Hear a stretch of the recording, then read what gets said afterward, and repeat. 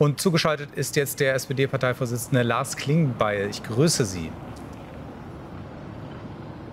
Schönen guten Tag. Ja, also Herr Klingbeil, jetzt mal ganz ehrlich, wie finden Sie das dann, dass über den mühsam ausgehandelten Haushaltsentwurf kurz vor Beratungsbeginn im Bundestag nun wieder ein massiver Ampelkrach ausbricht? Wissen Sie, es ist unnötig. Es war klar verabredet. Es gibt 3 Prüfaufträge. Dazu wird wissenschaftliche, auch rechtliche Expertise eingeholt. Diese Ergebnisse liegen jetzt vor. Und das, was ich mir gewünscht hätte und was, glaube ich, nicht nur die Erwartung von mir, sondern auch von den Bürgerinnen und Bürgern in diesem Land ist, dass man sich dann in der Regierung an einen Tisch setzt, dass man diese Ergebnisse auswertet, dass man guckt, welche Rückschlüsse man daraus zieht und dass man das Ganze still und geräuschlos dann auch klärt, dann im Parlament der fertige Haushalt beraten werden kann und wir einen Bundeshaushalt haben. Aber jetzt gibt es seit der letzten Woche wieder diesen öffentlichen Tanz. Ich halte das für absolut unnötig. Und habe auch die klare Erwartung, dass zwischen Scholz, Lindner und Habeck jetzt sehr schnell geklärt wird, wie sieht der Haushalt aus. Das ist eine Lücke von 5 Milliarden, die muss geschlossen werden und dann sollten wir uns um andere Themen kümmern. Ja, bloß der grundsätzliche Dissens, der ist ja jetzt offensichtlich. Also Finanzminister Lindner, der meint, es sind verfassungsrechtliche Bedenken bei mehreren Maßnahmen im Haushalt. Und der Bundeskanzler Scholz spricht da ein Machtwort und erklärt, das geht. Also Wort steht gegen Wort. Also wird es da zu den von Lindner geforderten Nachverhandlungen kommen? Man muss natürlich miteinander reden. Das ist der Job, den man in der Regierung hat, solche Expertise auszuwerten. Das passiert jetzt auch. Das muss jetzt schnell gehen. Ich wünsche mir, dass es geräuschloser geht. Wissen Sie, ich will da gar nicht diesen Konflikt nachschärfen oder da jetzt auch eine neue Tonlage reinbringen. Aber es gibt auch eine Erwartung. Dieses Land hat große Herausforderungen, vor denen wir stehen. Es gibt vieles, was gelöst werden muss. Wir haben eine internationale Lage, in der sehr viel auch auf eine funktionierende Bundesregierung drauf ankommt. Und deswegen sollte diese Frage von 5 Milliarden jetzt wirklich am Tisch gemeinsam geklärt werden und dann konzentrieren wir uns auf die wichtigen Themen. Ja, also das Problem ist natürlich, das Ganze ist jetzt eine Ohrfeige für Lindner.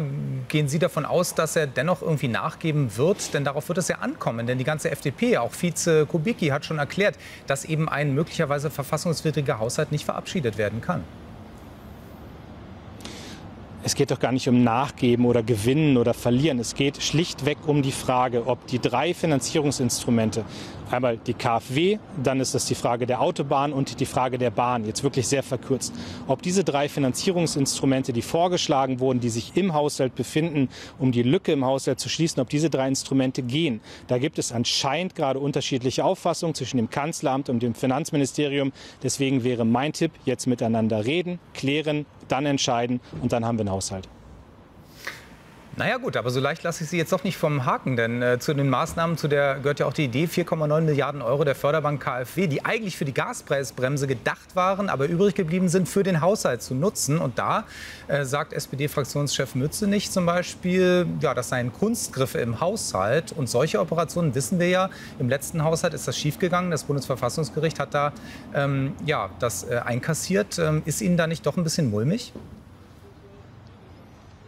Ja, aber das ist ja auch meine Erwartung, dass natürlich ein Haushalt vorgelegt wird, der verfassungsfest ist und der natürlich, deswegen hat man ja diese Prüfaufträge gehabt, aber das Kabinett hat diesen Haushalt verabschiedet. Also zumindest zu diesem Zeitpunkt gingen anscheinend ja alle davon aus, dass man das geht. Und natürlich erwarte ich, dass da nicht getrickst wird, dass da keine Sachen drin sind. Aber das kläre ich doch nicht, indem es öffentlichen Streit gibt, sondern indem man nochmal über Expertise, über Prüfaufträge, die eingeholt wurden, jetzt miteinander redet. Und ich glaube, dass viele auch nicht verstehen, dass jetzt dieser öffentliche Streit, den wir vor der Sommerpause ja schon wochenlang hatten, dass der wieder aufbricht. Es ist die Erwartung an eine Regierung, einen fertigen Haushalt aufzustellen. Und da sollen sich jetzt alle ein bisschen anstrengen. Das ist klar, aber hin oder her. Es ist ja so, dass irgendwie die Finanzierung gestemmt werden muss. Und zum Beispiel die Wirtschaftsweise Grimm hat bei uns gesagt, dass man da doch auch noch mal ans Bürgergeld vielleicht rangehen könnte. Kann dieser Sack noch mal aufgemacht werden? Der Bundeskanzler hat ja festgestellt, nachdem er diese Prüfaufträge und die Ergebnisse der Prüfaufträge ausgewertet hat, er hat gesagt, das, was wir vorgeschlagen haben in der Finanzierung, der geht. Ich habe keinen Zweifel daran, dem Bundeskanzler zu glauben, auch das, was das Kanzleramt geprüft hat. Und insofern muss das jetzt geklärt werden. Und wenn Sie das Bürgergeld ansprechen, da gibt es ja schon verabredete Maßnahmen. Für mich übrigens ganz wichtig, ich habe die klare Erwartung an Menschen, die im Bürgergeld sind, dass sie alles dafür tun, dass sie dem Arbeitsmarkt zur Verfügung stehen. Und wir haben sehr klar gesagt bei den Haushaltsberatungen, wir wollen die Sanktionen hochfahren. Also wer sich ausruht auf Kosten der Allgemeinheit, der muss stärker sanktioniert werden. Wir haben die klare Erwartung auch, dass man mehr Belastung auch auf sich nimmt, um einem Arbeitsplatz nachzugehen. Das muss jetzt alles umgesetzt werden. Und da gibt es jetzt erstmal in der Regierung auch genug zu tun. Wir brauchen da keine neuen Diskussionen drüber, sondern wir müssen das jetzt erstmal sicherstellen, dass die Sachen, die verabredet sind, die jetzt geprüft wurden, zu den Ergebnissen vorliegen, dass die jetzt geklärt werden und wir dann den Haushalt fertig haben. Mein Worte eines SPD-Chefs. Herr Klingbeil, heute wurde bekannt, dass Sie kommendes Jahr den Karnevalsorden wieder den tierischen Ernst bekommen. Also man bescheinigt Ihnen offensichtlich viel Humor im Amt. Den werden Sie wohl weiterhin brauchen, oder? Braucht man als SPD-Vorsitzender, ist jetzt ein harter Bruch im Thema gewesen, aber ohne Humor geht es nicht, erst recht nicht in der Position. Dann wünsche ich Ihnen dabei Geduld und eben Humor, SPD-Chef Lars Klingbeil. Vielen Dank. Alles Gute.